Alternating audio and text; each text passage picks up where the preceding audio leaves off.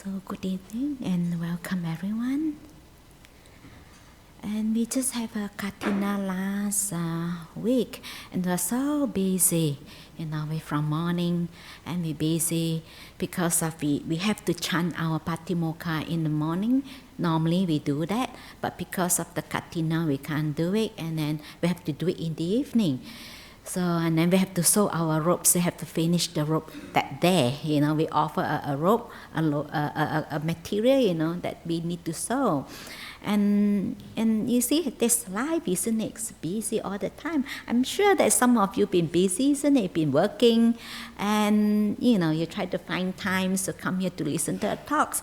And that's part of life. And I see that most people have the mentality that things that they want to get things out of the way.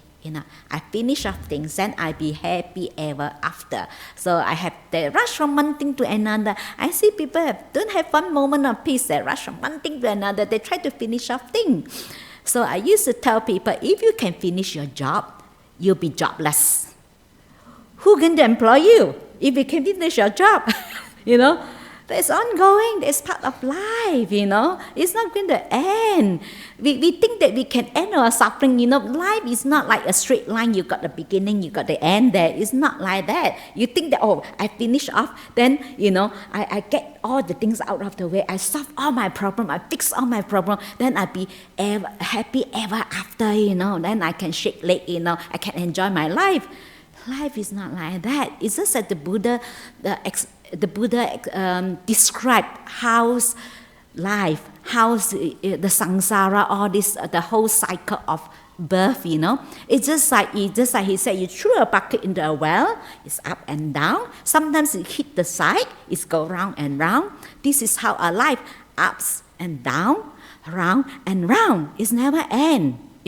Sometimes we think they try to end, you can never end. I remember the first suttas when I read, I think many years ago. I was still a lay person.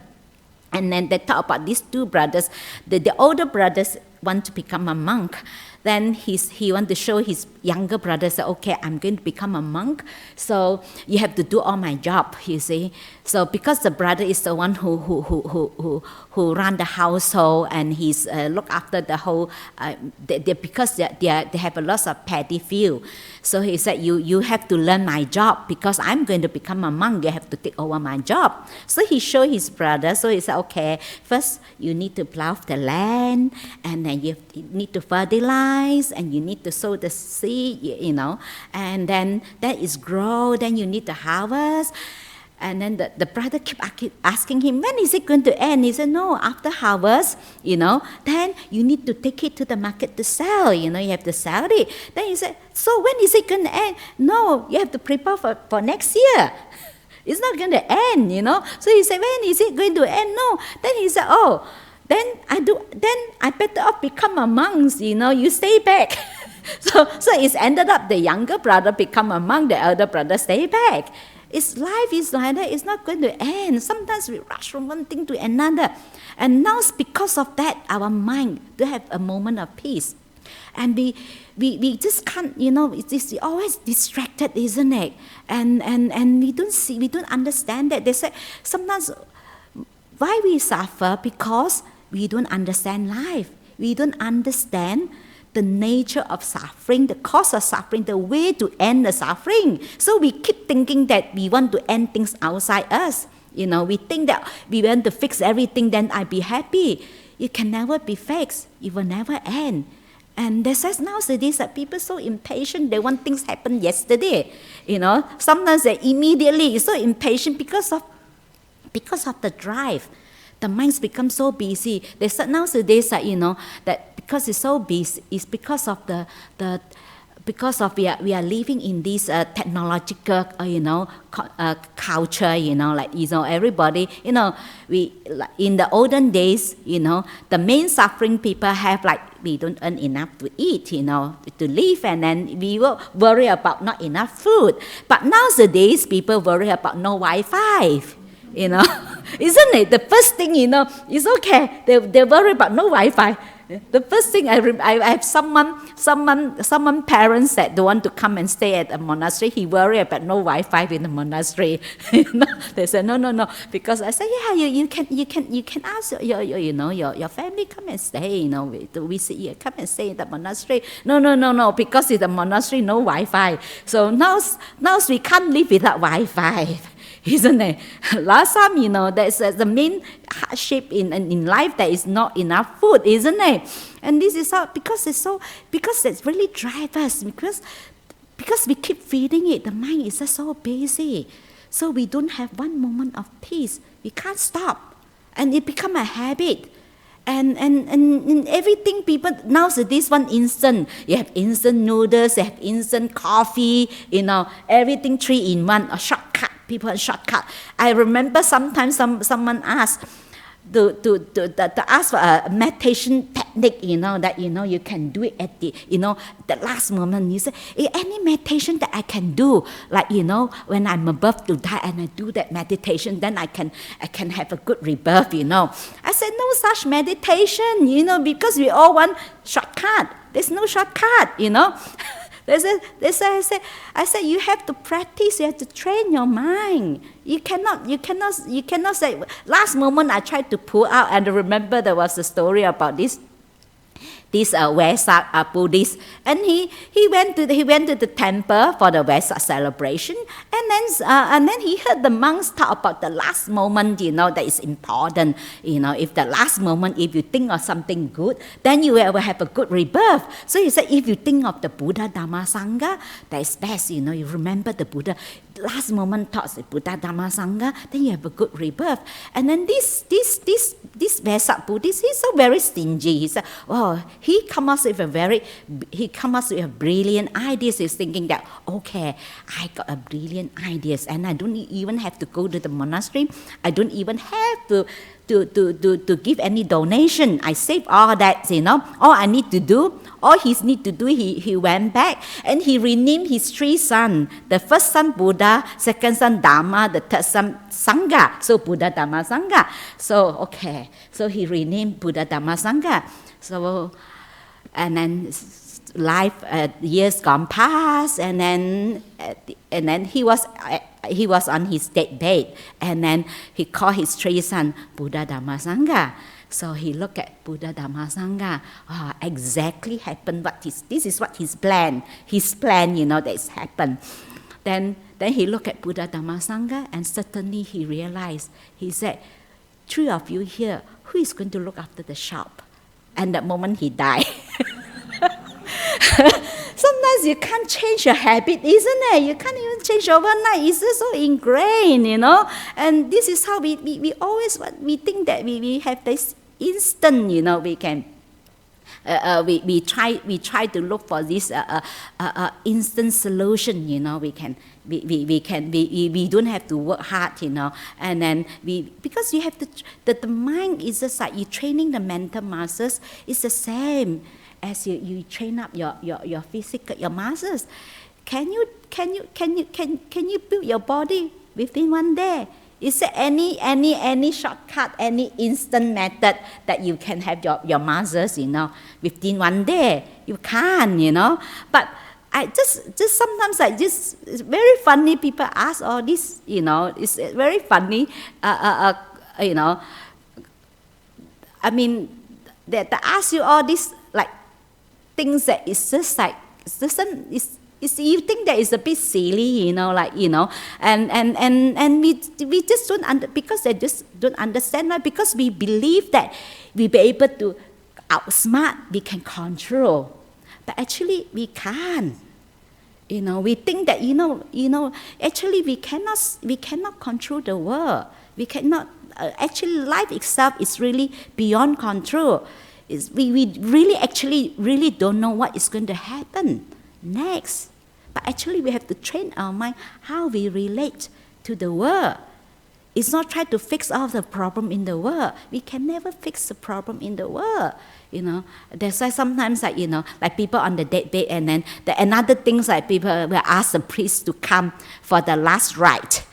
I remember there was this person on his deathbed, and then the family asked the priest to come to give him the last rite. So the priest come to him stand at his deathbed, then his bed. Then he wanted to talk, and then he wanted a piece of paper. So they said, quick, give him a piece of paper and a pen. Then he write down. So the moment he wrote down, and then he died. Then the priest didn't look at the piece of paper. He put it into his pocket. And then at the funeral, then the priest given a sermon, and then he just remember that, there is a note, there was a piece of paper that that this person have written something on the piece of paper. He said, I remember there is a note written by so and so, and must be something inspiring, So he pulled out the note he read, and he said, "Excuse me, you are standing on my oxygen tube."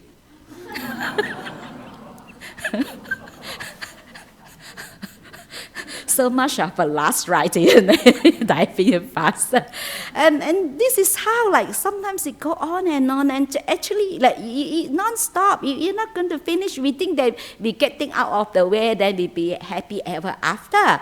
No, that's why we don't understand life, And then sometimes you have people complain to me, that really bother them because they said something that maybe upset someone. And then this person said to me just recently, someone said to me that, I know that, I shouldn't have said something, but it's not intentional. It's just unintentional. I said something, offended someone. And I already apologized, and I told the person, I'm sorry. This person said, I'm apologize. And the person refused to forgive her. And then she told me, and it's really bothered me because I've already apologized. Why can't she forgive me? Then I look at her. I said, why he should forgive you? Isn't it? It's up to him whether he want to forgive you. It's his business, I say, I said, you did your part. You do your part. You ask for forgiveness. I have said something unintentional, that upset you. Then you say, you ask for forgiveness. You do your bit. Whether he want to forgive you is his business, isn't it? I say, we cannot impose on others just because that I ask for forgiveness, then you should forgive me. I say, it's up to that person. I said, we do our part. We know that, I'm sorry that I have said something that offended you. Yeah, I'm sorry, But if the person refuses to accept your apologies, it's that person's business. And then she keep thinking about it and get so upset about that. This is how, that this is how that the suffering that actually we created for ourselves, We created for that, I said, it's okay. That's part of life, What do you expect? No matter what you do, someone is going to criticize you, someone is going to blame you, You don't always got praise, isn't it? People criticize you no matter what you do. It's like for me, in my position, it's just the nature of this position. You always get criticized, complain, and you can't please everyone. I can't please everybody. So I said, as long as I know that I do my best, that's why I keep telling my nuns, I keep telling them, I said, I can only do my best. I cannot do better than best. If you expect, if you think that it's not good enough, sorry, too bad. This is what you get. Sometimes you have to be honest to oneself. This is my strength. This is all. We have a limitation. This is all I can do. I say we can only do our best, and because this is part of life, no matter what you do. Of course, yes, sometimes we do silly things in our past, and of course now sometimes when I look back,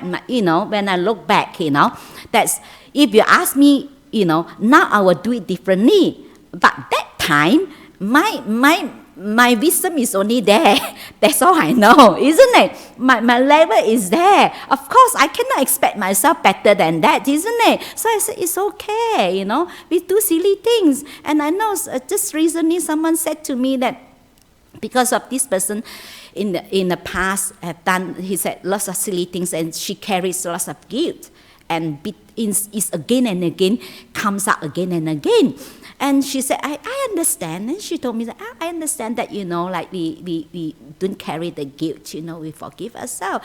But it can't help it. It's again and again beating oneself up, feeling so bad about oneself that, that carry the guilt, that the past, that, what have, all the silly things that we have done.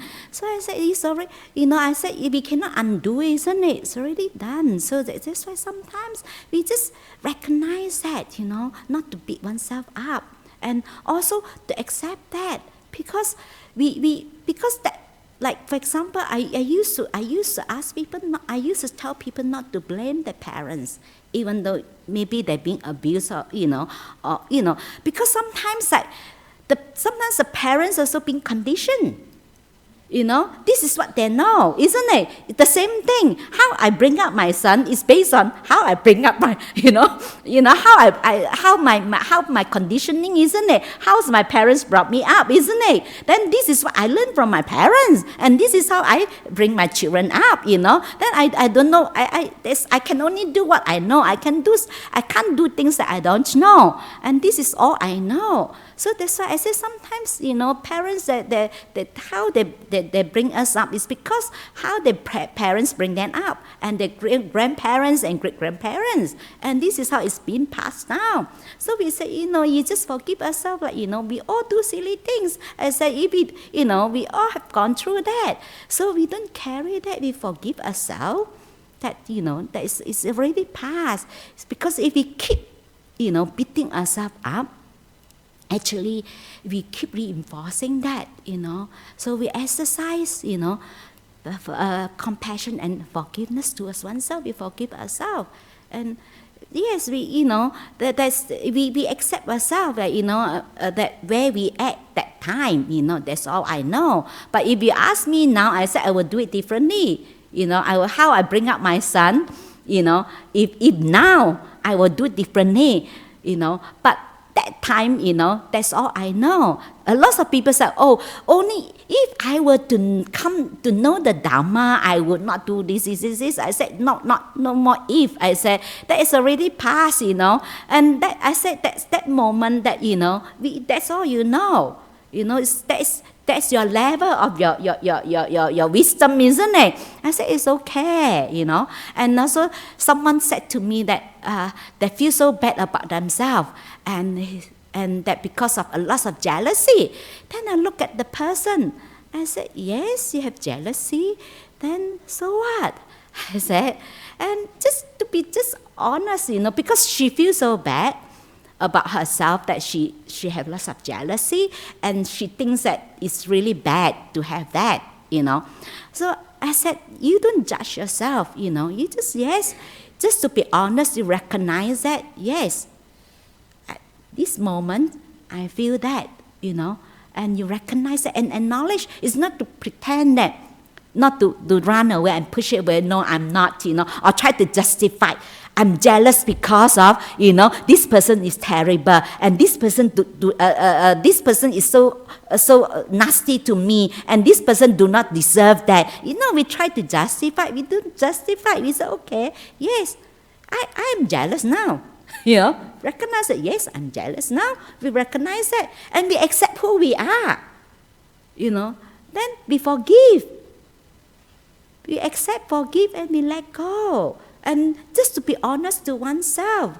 And because whatever arising, this moment, the development of awareness and mindfulness comes from experience things with a silent mind. We just experience that, just be with what's happening in this moment, but not thinking about it and adding on.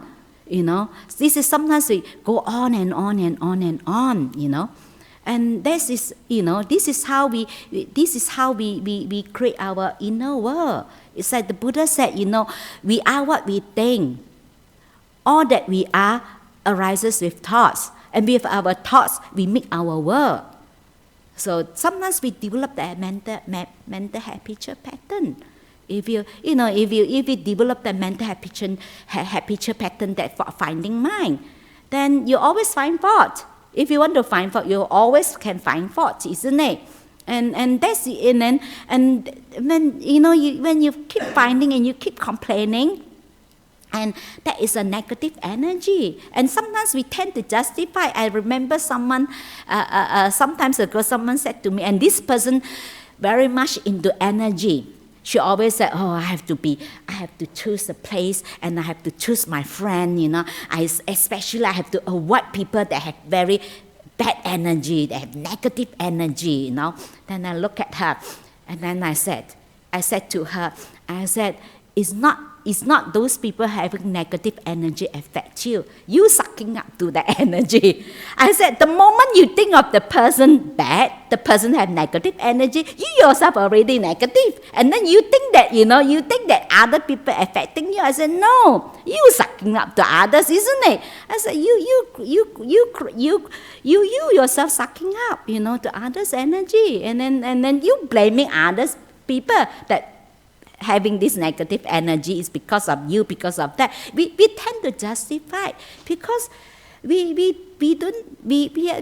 don't accept who we are. We always running from facing ourselves, and then especially with the thoughts, then this is how we create our world. It's just like the Buddha said, that's with the thoughts, we manifest words. So with the words, so with our mind, when the thoughts, we have this inner chatter, isn't it? We talking to ourselves, this little voice telling us all sorts of story. Then after that, we develop into action, deed, isn't it? We react. We at a point our thoughts, and then all the little voice telling us what to do. Then if we repeatedly doing the same action, and it becomes a habit, isn't it? When our habits become hardened, it's become a character. So it depends, like someone that that's you always you have a fixed views of others, and you develop the kind of how you views others. So if someone is negative, whatever, no matter what you said, it's still go through that person is become negative. I come across people that that is just finding, and they're just negative. Whatever I said, it just sometimes it's not right. Whatever I said is not right, and you try to clarify. They said you try to cover, and you keep quiet. They said you admit. So what can I do? Isn't it? Sometimes life is like that, So what can you expect? What do you expect? That is part of life, They say sometimes the only way we stop our suffering, actually, to stop our inner world. The inner world that we create. Sometimes think it's just as simple as that, but we have a lot of story about, the mind go on and on and on, think about what this person said, that person said.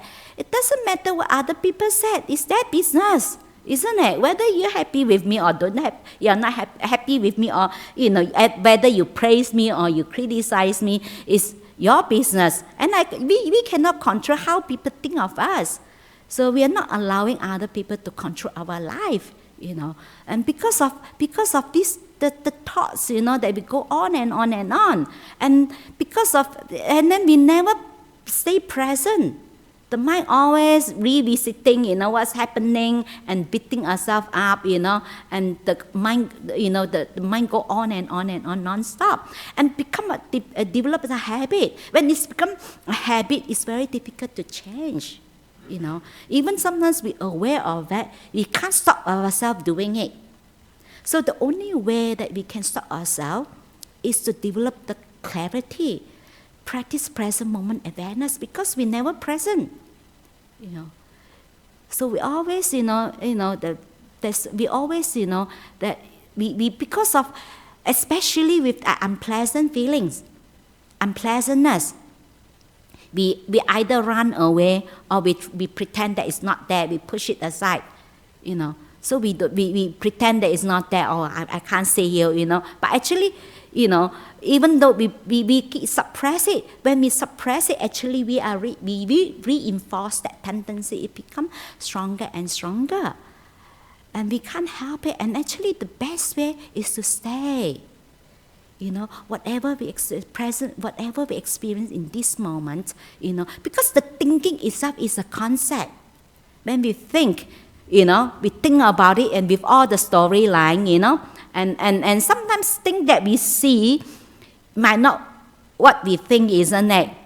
There's sometimes that, then we go on and we got upset with others, and sometimes you can see from we can see from ourselves sometimes, isn't it, that little thoughts pops up, and then the mind go on and on and on with the thinking, and then when the thoughts end, the thoughts is not relevant at all. The mind can go so far, and we create all this suffering out of nothing. Sometimes it's just sometimes things is just as simple as that. Yes, that person said nasty things to us.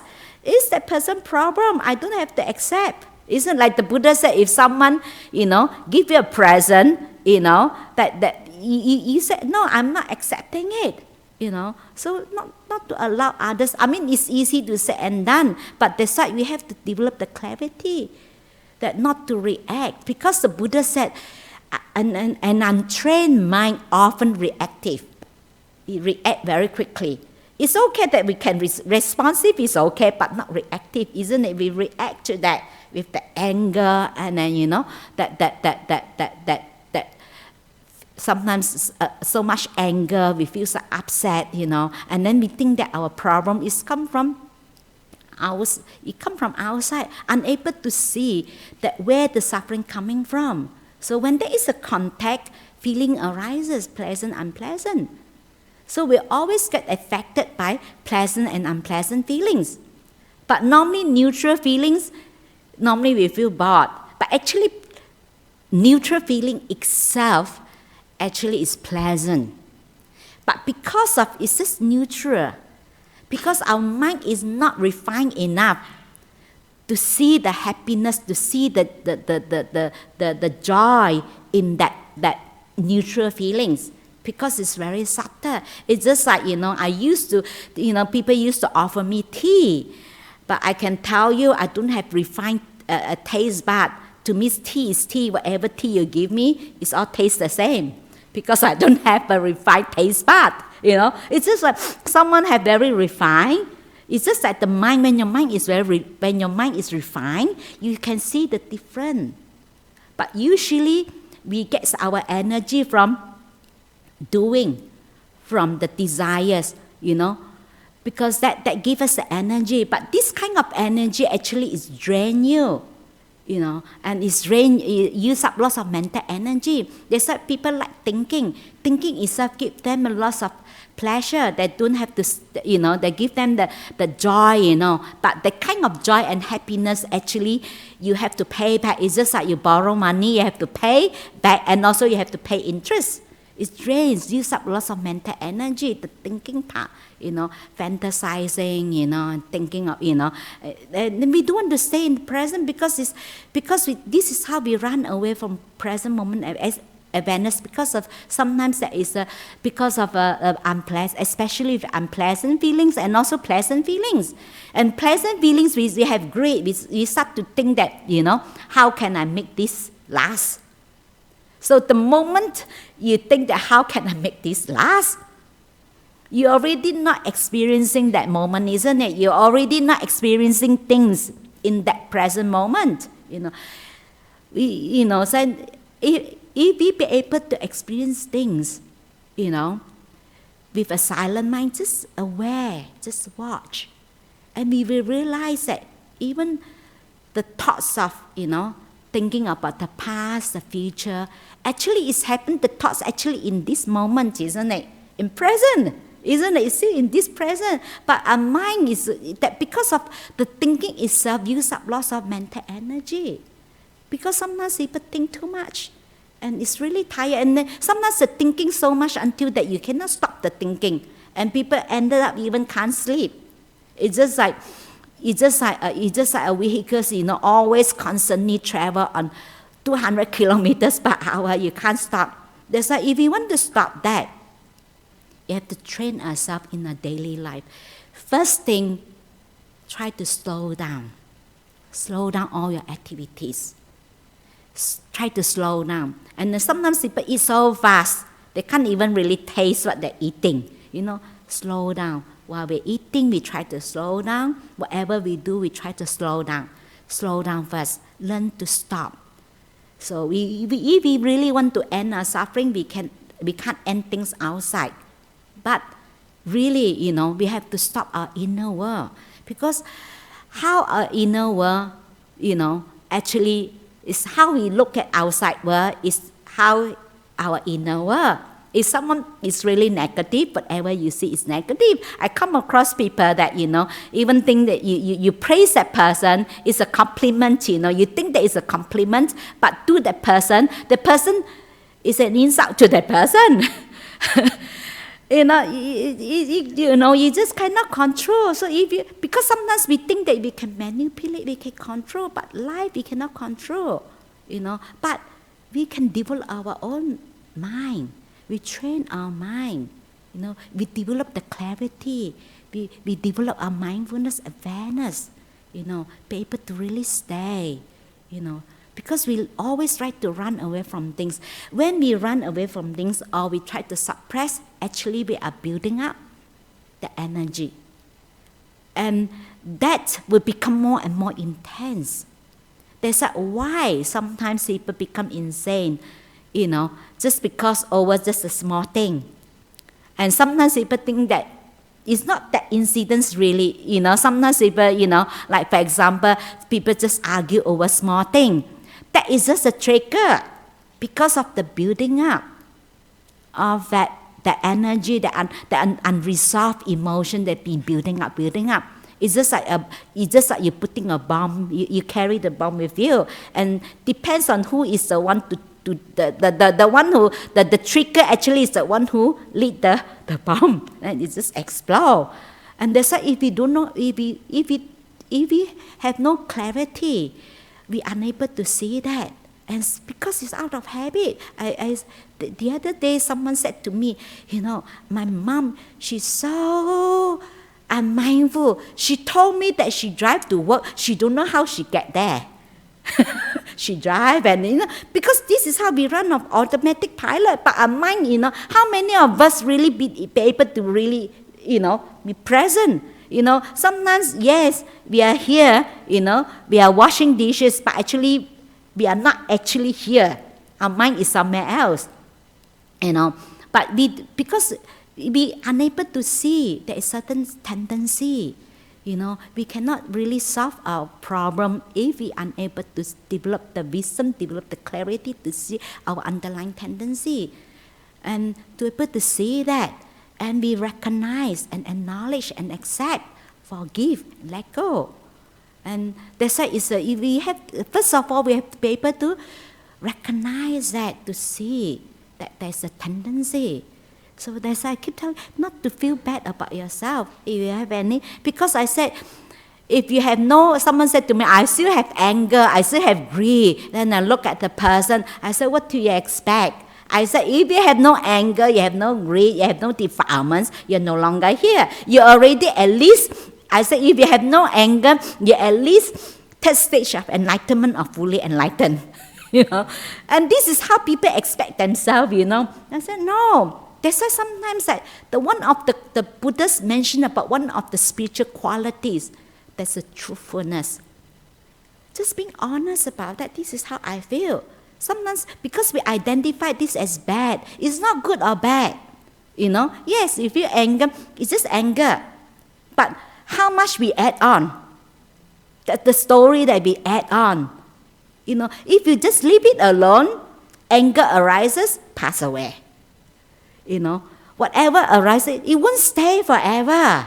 Even fear arises, if you leave it alone, you stay. I remember the first time when I remember when I have lots of fear, and I remember that one of the teaching from the Buddha said, you stay with that fear. I remember I stay with the fear, and the fear go up to the max, it will bound to subside. It hit the max, it subside. And the moment, when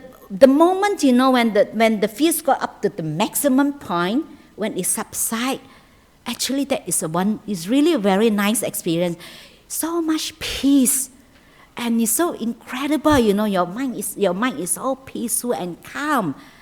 You experience that very peaceful, very calm, lots of joy. We let it be. Sometimes things will sort itself, but sometimes we think that we're so smart, we want to try to control, we try to manipulate, Actually, you leave things alone, it will sort itself out, isn't it? You let it arise, it wouldn't, the fear or anger, whatever, it would not keep going.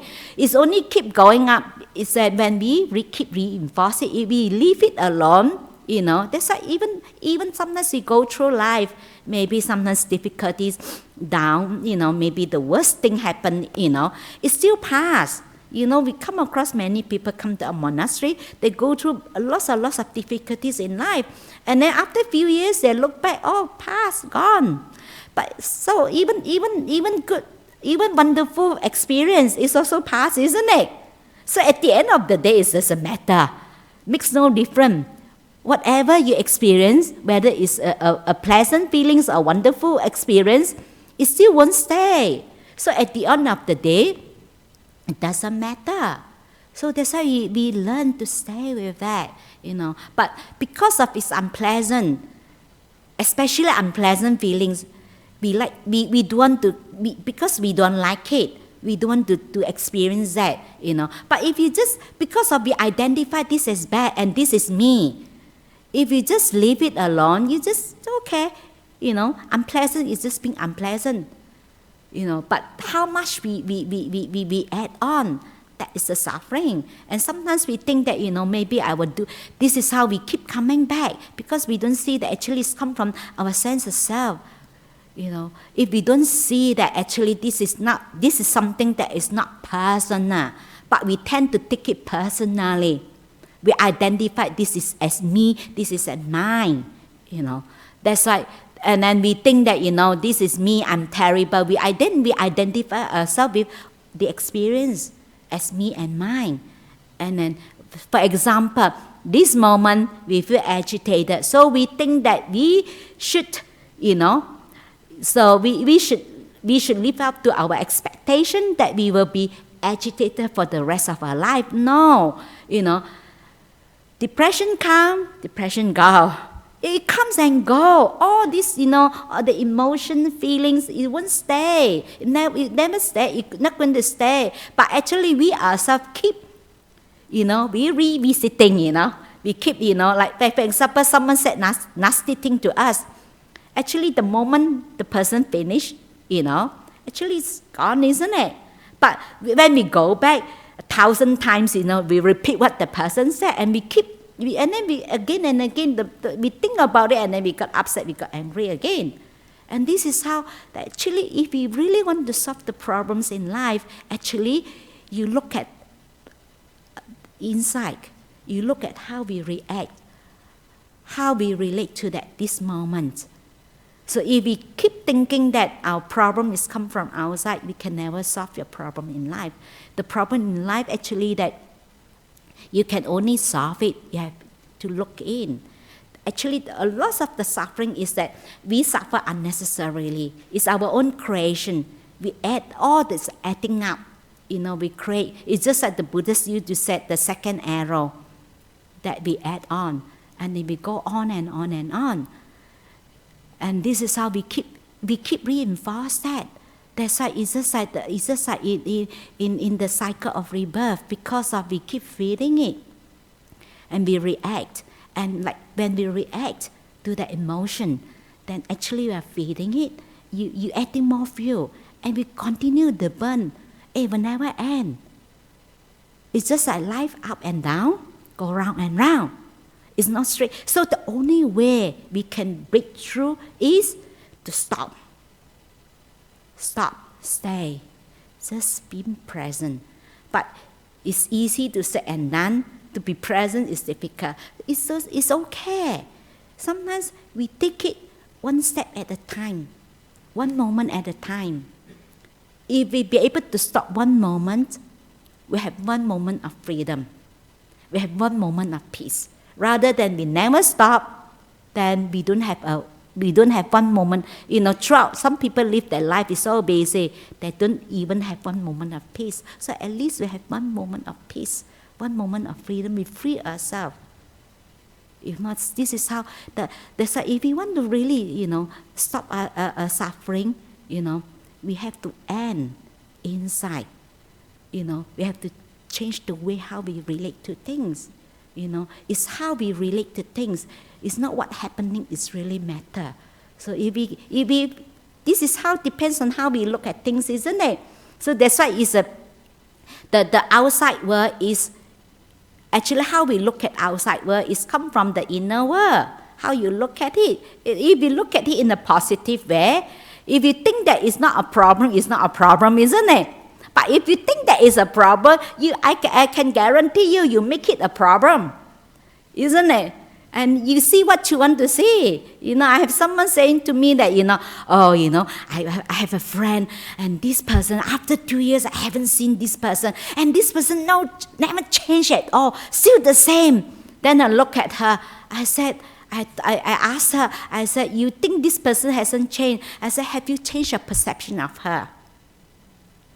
Isn't it? If we perceive that person this way, and especially we have these fixed views of that person, I said, even the person have changed, you still have to, because if you have the fixed view of that person, you will see it. You see it because this believing is seeing. If you believe your views, you believe, So sometimes usually people say seeing is believing, but to me it's that believing is seeing, So somehow, you see it, and if you think that the person is like that, I said, you think that that person hasn't changed? I said, first of all, you ask yourself, have I changed?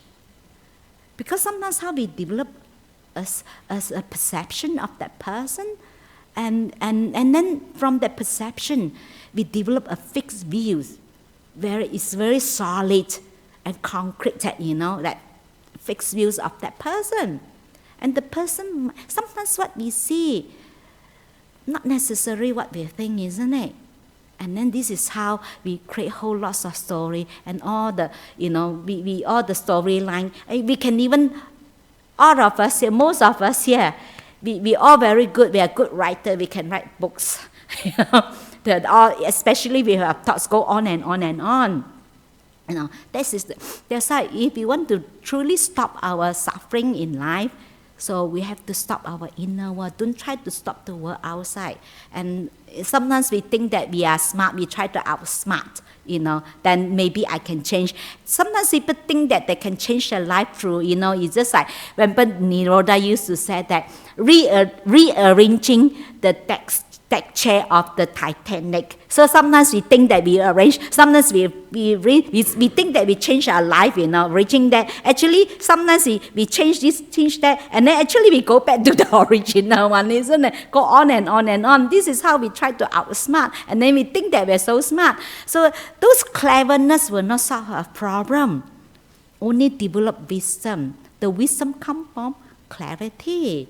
That's why sometimes we think that outsmart and take advantage of others, then we can solve our problem. No, it's only develop the wisdom. So that's why that this is the last one. I just occur in my mind. I remember of the jokes. And this NASA that was interviewing professionals to be sent on a mission to Mars. So only one could go, and they wouldn't return to Earth. So the first applicant, an engineer. So then they asked the engineer, so how much do you want, to be paid for going? So he asked for 1 million. So because I want to donate the money to MIT. And the second applicant is a doctor. So he asked for 2 million. He said, I want to give 1 million to my family and 1 million to for this advancements of medical research. Then the last applicant, a lawyer. So then they asked him how much you want to be paid, you know. Then he can whisper in the interviewer ears, you know. He whispered 3 million. Then he said, the interviewer look at him, said, why is so much more than the other two? He said, you know, I give you 1 million. I keep 1 million for myself. We send the engineer there. We send the engineer to Mars. This is how sometimes we think that actually this cleverness, you know, is the cleverness will not solve our problem. That is only more greed, isn't it? We have only create more greed, become more and more greedy, you know, taking advantage of others. Only the clarity. You know, actually, wisdom is different from knowledge, different from the cleverness. You know, wisdom is come from the clarity. You only have the clarity when your mind stops. Your mind becomes still, isn't it? Sometimes you can't see things while you're still moving. Until when you completely stop, you can see things more clearer, isn't it? The clarity. So that's why if you truly want to solve the problems in life, you have to develop your own wisdom and develop your own clarity to solve your problems in life. So I offer this for Dhamma reflection. May this teaching be of benefit to all of you.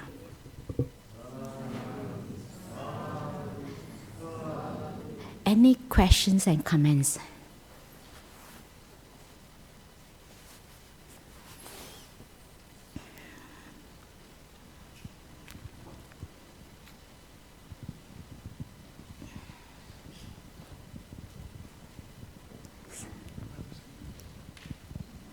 Any questions or comments? No question. Ajahn Ram used to say, the Buddha said those who ask questions in next life, you'll be more intelligent, you'll be intelligent.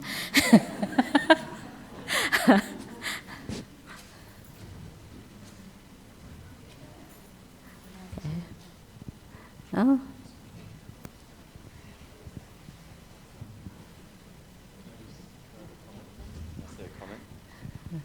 I've got a... Okay. It's a comment, it's not a question.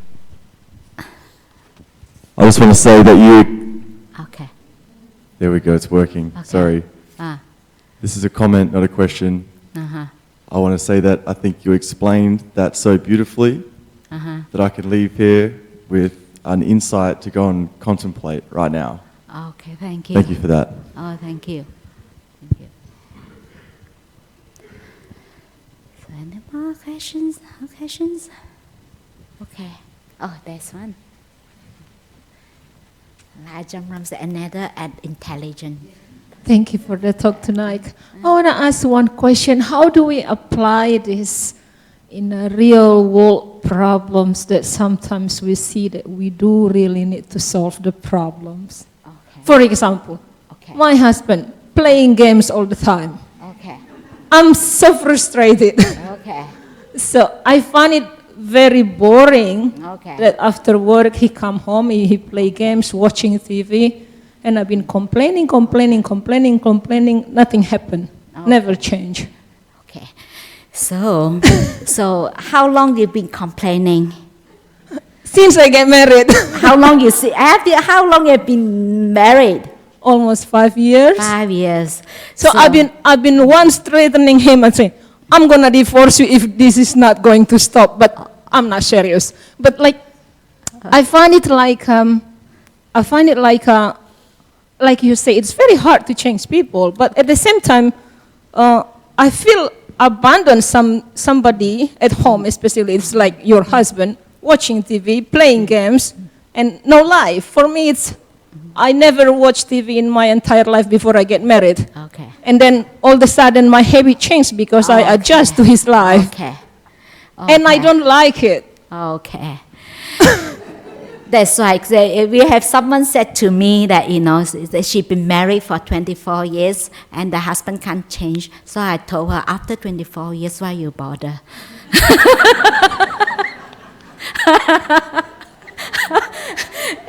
Actually, that's why I always tell people that before you go into a marriage, you have to ask yourself, can I accept this person as the person is? I can't say that I only want this bed and I don't want that bed. You have to accept the person, isn't it? And never ever think that you're going to change the person, shape the person, mold the person to the ideal husband or ideal wife. You'll be very disappointed. The only way that, if you want to continue the relationship, is to accept the person as the person is. But if he's keep watching TV, just playing game, what I'm gonna do? Is he still like? He knows you that he's already like that. Before you got married, and he's already, Well, Do you aware of that before you got married? no, I never know because I never lived together. Oh, that's why we covered up, isn't it? Then now you know what you get. And sometimes you can only do, you try. Sometimes actually you have to find that, communication is important. Like the Buddha talk about the right speech. Right speech, you have to find the right time. If you always, I tell you, immune. Get used to it, I was, I think, a count.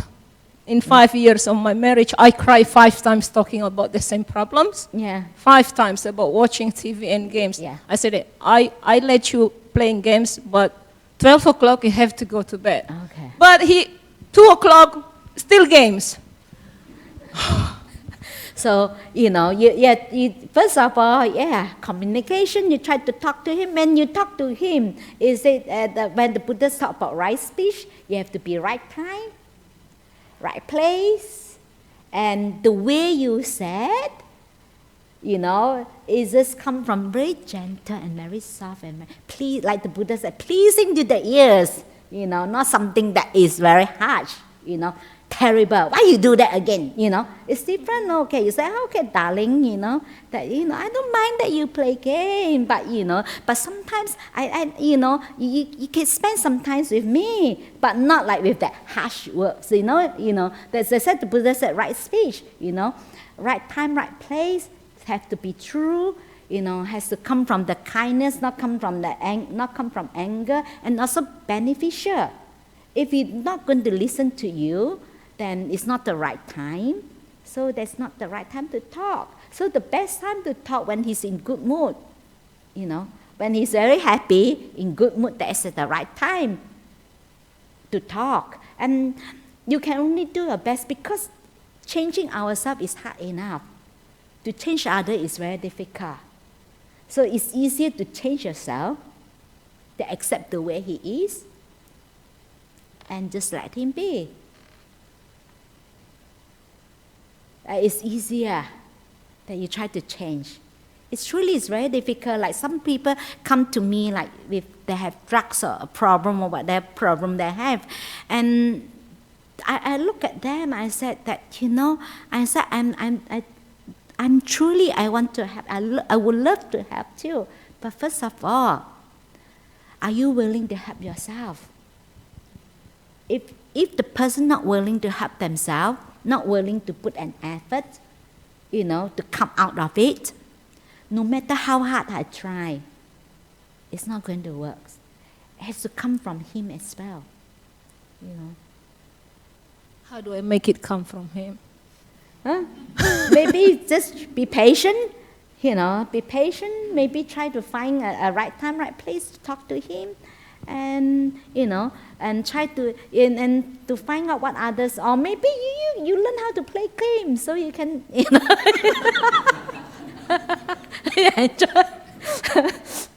Then this is sometimes we ended up we just have to just accept the person as the person is. That's why sometimes I keep telling people that you have to think and ask yourself before you enter into a relationship. You ask yourself, can I really live with this person? Can I really accept this person as a person is, not thinking of changing that person? A true loving kindness, a true love is to love the person as the person is. It's not that I only love the good bit, the other bit I don't want. Then this is not true. This is not unconditional love. So yeah, it's difficult. Relationship is like that. You have to, you have to nurture. You have to, and also have to come from both sides. So and you just have to ask yourself if you want to, if you think that you want to continue with the relationship, if you can't change the person, then all you have to do is to accept the person is. It's difficult. That's why sometimes I keep telling people, sometimes I just have to let go, let the person do whatever the person wants to do, and it doesn't bother me. This is life is like that. Because we can't change. It's very difficult. But if you be able to accept the way he is, that is where, we learn to let go, Of course, it doesn't mean that we are not trying. I'm not saying that we don't try. We try. We can do our best, to try, to do something, to try to talk to him, But if you try, if you have tried and you already do your very best, but he refused to change, and sometimes it's very difficult. So sometimes to a point that sometimes you give up, just have to let the person be. But you can just try, continue to try to find the right time, right place to talk to him, or to find something that both of you in common that you can do, to find something that is he would love to do and you like to do. That's why it's important that you can find some things that both in common. If both of you don't have the same values and the things that is in common that you like to do, it's quite difficult. Yes. Hi, thank you for sharing that. I was just curious, you said to accept them. So is there a difference between accepting the person versus accepting their behavior? Okay. So, yes, we don't accept that behavior, but we accept the person.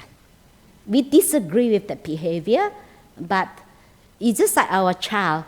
We disagree with if they do something that is really harming others. It's not that we encourage that, we disagree with that, but we still love the person.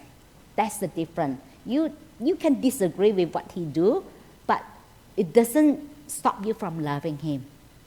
This is how when we say accepting, doesn't mean that we encourage them that, okay, you should do. No, we totally you can totally disagree with what he do, but you still continue to love him. Okay? Hi. Yeah. Hi. You mentioned about how letting your emotions sort of be, and I guess, and then you talked about how basically often it's the story you tell yourself after feeling that emotion is what actually keeps that sort of anger or resentment or what to keep going. So I guess how do you I don't know if it's the right word to stop that, but is it just to more learn how to observe that in a sense, like, because I agree with you. It's sometimes it can be a habit. You keep reminding yourself of the stories or trauma or whatever it is in your life, and sometimes you just don't stop. So that's why we have to develop that mindfulness when it is strong enough. The mindfulness is just like the light. It's bright enough that you'll be able to see, and it's so strong enough that you'll be able to stop. So it takes time to develop that. So unless, it's very difficult to change our habit, we keep feeding it, we keep reinforce that tendency. But we only can change when our mind is strong enough, our mind is steady enough to be able to say no. So sometimes it's just how, sometimes maybe we sometimes like we suck in a little bit and we realize it come out, and then we suck in, it come out, it's okay. So all you need to do is to continue, because it's just like you have to develop a new habit, not reacting. So it's just like you have to take a new channel. So before your new channel is not deep enough, your water bound to flow back again. So until when your new channel is deep enough, it definitely won't fall back. So it's just like you have to, like the Buddha said, we have to train our mind. We have to keep training. When the mind been trained, so the mind will not often, the Buddha said, only untrained mind often reactive. Only when you become so steady and you become equanimous to you, whatever comes up to you is just nothing to do with you. You just let it come and it go. But to be able to do that, it takes lots of work, practice, in order to be able to do that. But you can see your progress. For example, maybe in the past you get sucked in. Maybe you can write a book, and then you start to develop a mindfulness, and you still suck in, but maybe you write half a book. Then actually you shorten your suffering, you lessen your suffering already, isn't it? Or things that used to bother you for days, now bother you for a few days, you already lessen your suffering. It wouldn't go away immediately. It's still there. So a lot of people expect that it's go away immediately. No, it's not going to go away. It's just like the ball will continue to spin if we keep kicking the ball. Even if you stop kicking the ball, it still spins. But the ball will become, because you don't put in new energy, the momentum, because if you continue to put in new energy, it will keep continuing to spin. But if you stop kicking, it will still spin, but it becomes very slow, because no more new energy, and eventually it will stop by itself. So the practice is really slow. It's the Buddha said it's a gradual training. It's just like the building up your mental muscles is just exactly the same like we building up our physical body muscles. You go for bodybuilding, you have to do it every day. You have to train yourself. You have to do it every day. Does it make sense to you? Does that answer your question? Yeah. Okay. Thank you.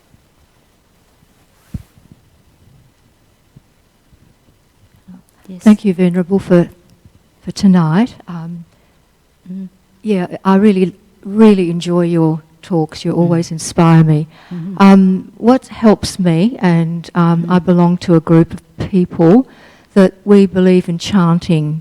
That chanting, for instance, the lady with the problem with her husband, that we chant for the husband, that we send, loving chant, that we actually send kind messages. And often the chant, it changes the whole vibration, because the chant is actually a sacred vibration. And by your intention, if your intention is that you really care for that person and you're caring for them, that they are actually doing something that's harming them, or that's not, not in their best interest, then chanting prayer, good intention, really does help. It actually helps to give you a purpose, to help you change from being angry. If you chant, the anger stops. If you're, whatever the feeling is, the chanting helps to change the feeling. Yes, chanting, it works, but and have to be careful that you don't come with the intention that I'm going to chant and you're going to change. It doesn't work. It doesn't. No, work you don't change the person. You change the vibration. You change the situation. But I have to come from the intention. This is what I'm saying. It's all intention. Yes. It's from your heart. That the intention is from your heart. Yeah, because we have some people used to come to me. They say, "Oh, I do this loving kindness. It works. It really works." And then after a while, they come to me. It doesn't work anymore. I said, "Of course, it doesn't work anymore because you have expectation. Because it works, and then you think that okay, because it works, So I continue to do that with that expectation of I'm going to do this and it's going to, So yeah, it works. They say sometimes when the moment you have the intention of change. I'm not saying you, like some people, when because they see that it works, and then they say, why after a while it doesn't work? I said, of course it doesn't work because you before you do that, you're thinking that because last time it worked. Then you already have the intention of doing it. But it's conditioning. If you have a good conditioning, you're saying everything depends on conditioning. Yeah. So if your conditioning is that prayer or chanting helps me to resolve my anger, then it's a very good intention. Yeah, because sometimes that because of the chanting, rather than you just latch on and go into the thinking, and because it's also a way to help you to develop your mindfulness, so you focus on the chanting itself, on the verses itself. Actually, is a way, because the Buddhas also did mention this is one of the skillful means. And yes, it's one of the skillful means to help us, to take us away from latch onto that thinking and Exactly. go on and on. That's right, yes. Yeah, so that's why because sometimes people, when you start to have that little thoughts come in with that, that intention of doing this to get that results. But if we're doing it unconditionally, just happy to do that, just happy to chant. It doesn't matter, and it works. It really works, Yes, and I know sometimes people find that chanting. I remember some years ago when I was in Singapore, there was a lady. She do a lot of chanting, and she find that the chanting help her because the chanting itself help her to focus. She can focus, So and then she feel very peaceful. And then she told me, someone tell her that you should meditate. And then she asked me, then shall I just meditate? And then I stopped chanting. I said, it's okay, you can continue to chant, then you meditate. I said, you don't have, like someone telling her that as if that you have to let go chanting. I said, you don't have to let go chanting. You can continue to chant and you become peaceful and calm, and then you can start meditate. But someone asked her to stop chanting just to do meditation. I said, it's okay. I said, as long, it's just like the Buddhists, it's just like Ajahn Chah used to say, whatever methods, whatever technique is not important.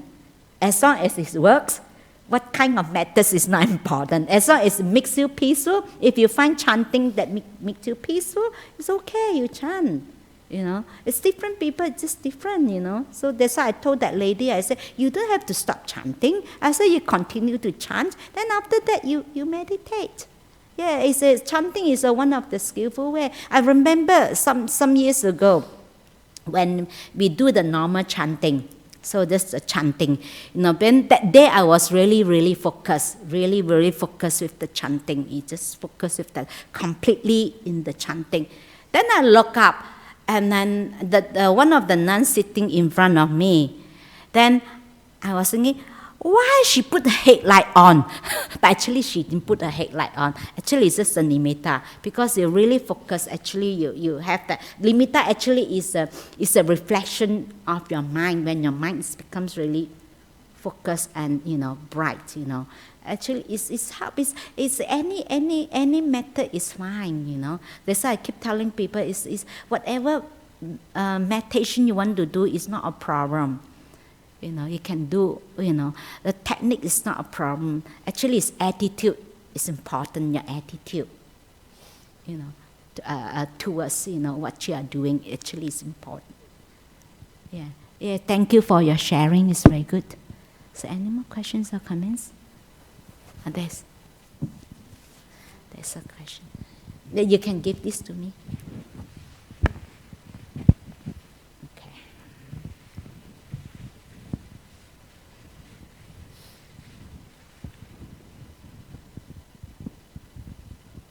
Yes. Yes. Thank you. Beautiful talk. My question is about, you mentioned that is also in Buddha's teaching as well, when the fear arises, just stay with it. Just wanted you to elaborate on that a bit. And I have a comment also for you, because I've been there, so probably not a monk yet, but might help.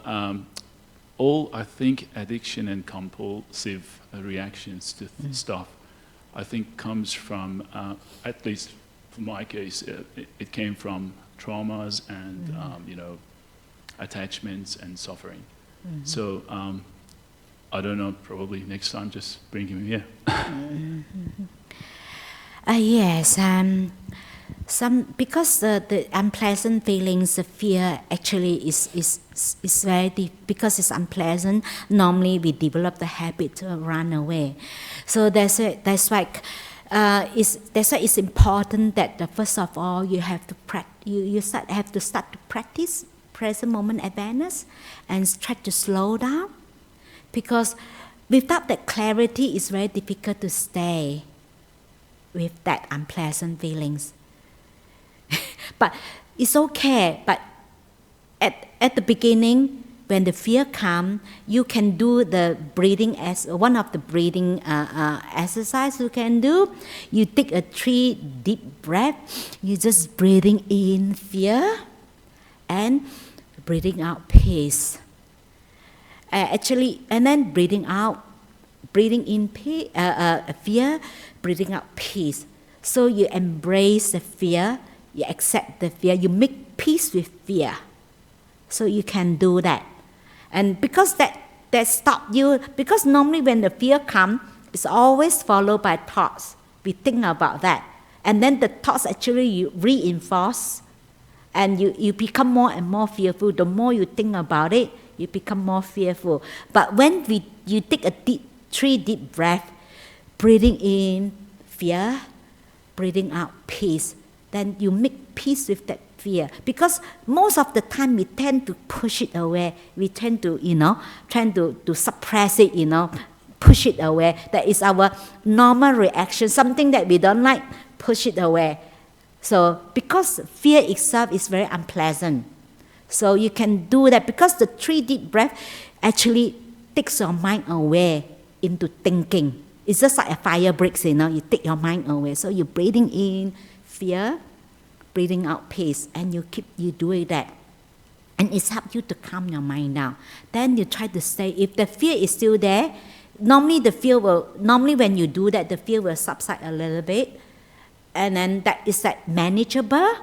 Sometimes it's too fearful, it's not manageable. That's why you have to do that breathing in, that fear, breathing out peace. So actually you make it more manageable. Then that is a manageable that you can stay with that fear. So how long you can stay. So maybe you can say, normally I suggest to someone 5 minutes. Someone said to me 5 minutes too long. So okay, I said try 1 minute. This is how, it's just like, it's a training. It's just like, if you never do weightlifting, you don't start with 100 kilos. You start with 1 kilo, isn't it? You do it. It's just like, it's something manageable, it's doable, So you try to lift, and then slowly you increase. So next time the fear comes again, you do that, do the breathing in and breathing out, breathing in fear, breathing out peace. You make peace with that. But when you said to yourself, breathing in fear, breathing out peace, actually you put that imprint in your mind, that telling your mind that I'm making peace with that fear. Not running away, not try to push it away, not try to suppress it, but make peace with that fear. That put that imprint in your mind. So when you do that, and when the fears subside a little bit and it become more manageable. I know it's very difficult. The best way to resolve, that this emotion actually is to face it, but it's not easy unless your mind is strong enough, peaceful enough, calm enough. Only you'll be able to stay. If your mind is not peaceful and calm enough, it's very difficult to stay. There's like Of course, the Buddhists have other skillful means, like, you're into reflection. But when your mind is not peaceful enough, it's very difficult to do reflection. Actually, the reflection ended up with thinking. So that's why we try to ask people avoid that. The reflection, contemplation only when your mind is peaceful. If your mind is not peaceful, you cannot contemplate, you cannot reflect, isn't it? Only when your mind is peaceful and calm, only you'll be able to contemplate and reflect. So you can do that breathing in, and when it's subside and less fearful and it's manageable, then you try to stay with that fear. And when you'll be able to see, the arising and subside of that fear, and when the fear completely subsides, and when you have the experience of peace, and really very peaceful and really calm, and then you started to develop your faith, your confidence in yourself. Then when the fear comes, you become less fearful because you know that it's not going to stay. It will subside by itself. But you have to have the experience. Once you have the experience, you will develop your confidence and your faith in yourself. Okay, does this make sense to you? Okay. Yes. I don't know if this is helpful or not, but I found that if you go back from fear and find the cause of it, usually the cause comes from attachment and clinging. So if you cling to something and attach to something, you get a fear of losing it. Could be anything. So if you go back and let go of the attachment, let go of the clinging, you'll find the fear just falls away. I don't know if that's helpful. Because when your mind is not peaceful and calm enough, don't try to find out why. Because it's very dangerous. It will go into the thinking. Only when it subsides, then you can investigate. At the moment that happened, sometimes because that moment is happened, your mind is not peaceful enough, not calm enough, and you cannot investigate. You can't investigate when your mind is not peaceful and calm. It's just like when we do investigation and contemplating, so we only do it after meditation. After when we are peaceful and calm, we have more clarity, then only we'll be able to see that when our mind is not peaceful and calm enough, sometimes that is it's become a thinking, And for example, I just give you an example. We have someone that, she used to use this, that she has a lot of anger towards her friend, one of her friend, and that's some of this misunderstanding that's unresolved, and she have a lot of anger towards this person. And normally she used to keep telling herself that, I remember what Ajahn Ram said, don't water the weed, water the plant, water the flower, water the plant, not the weed, And she keep reminding herself. So each time when she do that, it subsides. And then she's been doing it for a long time. And one day, she said, poof, she exploded. And she realized that actually she's using that to suppress her emotion. That is the danger part of that, you don't see it. She's using this as if you just truly, because sometimes, especially someone have this very strong habit, ingrained habit of suppressing, sometimes you don't even know that subconsciously you're suppressing it. So and then she told me she realized that she used this to suppress her emotion. Like you one technique to suppress another. So it's not that the technique is a problem. It's not that it's a problem. If you truly reflecting and you're peaceful and calm enough to say that, okay, don't water the weed and you water the plant, it's fine. But because of it's so subtle, she can't see that she has the very strong tendency of suppressing, and she uses as a way to suppress. So sometimes we use certain, for example, some people quickly go and sit and force themselves to place the attention on the breath, and then actually they use this to suppress the emotion, but not just simply watch the breath. That is the difference. You come from that. Just simply, it's not use it as a technique to suppress. It's a different thing. So that's why sometimes that's why the best. That's why one of the good things that you learn to do body awareness meditation. You bring, because mental object is very subtle. It's quite difficult to be able to see. To be able to pick it up. But the body awareness, because when the emotion come, for example, anger come, the emotion come, actually sometimes manifests in the body. We feel the tightness, we feel that kind of tense, we feel really tense. So that actually the body don't lie. Actually, they send signals in telling us, okay, I'm not okay, manifest. So you put you develop that, you pay your attention onto your body, awareness of your body, how you feel. That also stop you, because feeling and sensation is a causal object. It's easier to watch compared to mental object. Mental object, the problem sometimes we suck in without knowing. That's a problem because it's very subtle. Then we tend to suck in without knowing because it's so subtle. And especially people have very strong tendency of suppressing things, and they don't see themselves doing it. Unless you don't have the strong tendency of suppressing. That's why sometimes it works for someone, it doesn't work for another person. Because different tendency. Like people don't have the tendency of suppressing, then when they do it, it's okay for them. But someone have very strong tendency. For example, someone, like we tell someone, okay, you relax. If someone is really slack, if you tell them to relax, and if for someone they're very tense, we tell them relax and relax more. And even sometimes we ask them to relax, they still tense because they're used to the habit of really tense, And if someone is really very slack, you tell them to relax, it worse. This is sometimes when the Buddhist give teaching, actually he addressed to certain people, and that, that is for this, and sometimes people try to apply, to pull this out, to apply on a different, you put it on a different context, it's actually different.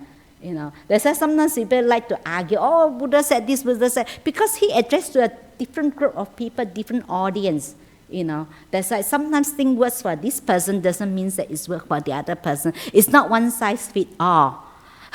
So that with different people have different tendency. So that's why it works for certain people, it doesn't work for another person. So that's why it's ultimately always, that's why the Buddha said we are our best teacher. We have to always understand ourselves first to see where is our tendency, Then that's why the Buddha said we are our best teacher. We know for ourselves. Use our own discretion, But yes, we can try. If people give us any suggestion, we try. Okay, it doesn't work. If it works, we take it. It doesn't work, it's okay. If we can just try, Okay. So any more questions? No more?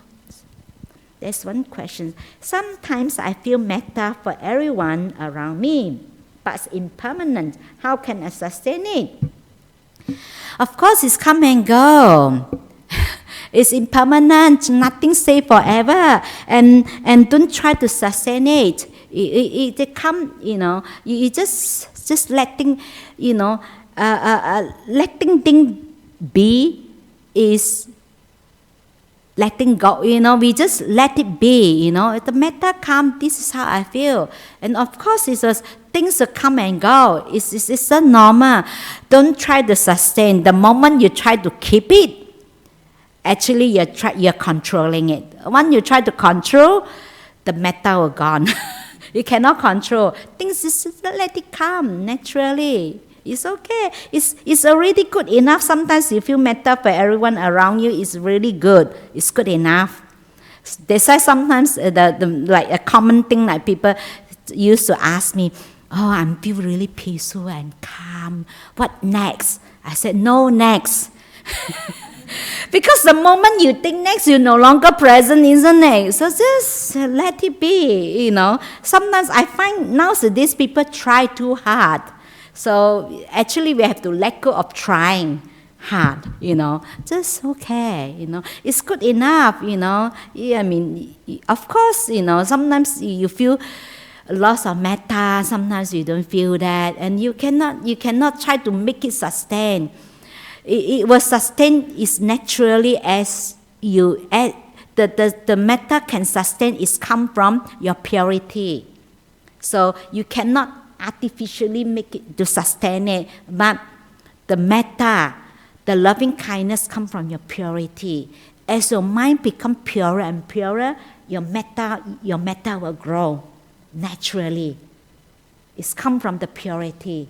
So it's not that you try to use any method to control, to make your metta stay. Your metta will grow naturally as your mind purified. As your mind become purer and purer, you have more purity, it's natural. It's grown naturally. You cannot control, you cannot manufacture, you cannot manipulate, you can't. You have to, your metta, you have to purify your mind. As you have more and more purity, your mind become purer and purer, and naturally you become kinder. It's natural. It's cause and condition. So it's cause and effect. You have to put in the causes, but you can't make things happen. If we can do that, we all got enlightened long ago. We can't do that. Okay? So any more questions or comments? Thank you for all the questions, because I learned from questions. I may not really answer all your questions, but I'm doing my best. Okay, so that's it. Okay, good night.